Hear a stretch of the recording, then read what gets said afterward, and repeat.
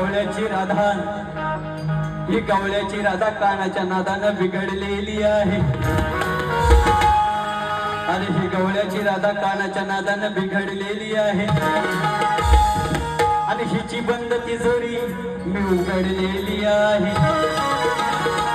अरे खरं सांगितलं तर हिची खालची घागर सडलेली आहे. अरे खरं सांगितलं तर हिची खालची घागर सडलेली आहे. आणि जवळ घेऊ नका पोरांनो, कारण हिची आधीच मी ठोकून फोडलेली आहे. अहो ज्यावेळेस पेंद्याची फाटली तेव्हा राधेला मजा लय वाटली.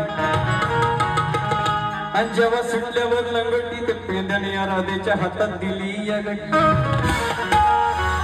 की नक्कीच हिला राबताना त्यावेळेस लाज भारी वाटली. आणि कुठली ही वेळी बया बघा गोकुळात पळत सुटली. सर्वांनी मी डबल मिनिंगचा अर्थ माझा व्यवस्थित माय माऊलीने वाटून नये. आपण जसा घरी नवरा बायकोचं भांडण होतं तसंच हा भांडण आहे. इथलं इथे ऐकायचं आणि विसरून जायचं, नाहीतर म्हणाल निकम बोलतो म्हणजे काहीतरी पांचड आहे. हे बोलू नका, आम्हाला त्या पद्धतीत द्यायला लागतं. या सगळ्या माझ्या माय माऊलींसाठी पुन्हा एकदा हात जोडून विनंती करतो. तर माझ्या गवळणीचा अर्थ आहे, कुठे गेली ती शेवणी? शेवणे. तर गवळ्याचा ह्या गवळ्याच्या पोरीना मथुरेच्या बाजाराला जायचं असतं ना, तर काय करतात, तर सगळ्या आदल्या दिवशी सगळं दही दूध सगळं माल सगळा व्यवस्थित लावून ठेवतात. आणि एका साईडला ओटीवर ही राधा बसलेली असते दही घुसलत. आता वय दही की नाही, ही वय दही. आता ते सोडून द्या.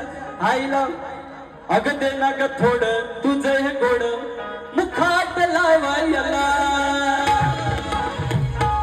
श्रीकृष्ण मागतो म्हणतो दे ग बाई ते थोडा दे, हा लावायला थोडासा तोंडाला. आणि पुढून पाठून फिरत असतो. ती म्हणते असा वाट लावायला पाहिजे. अगं दे ना ग थोडं तुझं हे गोड मुखात लावायला.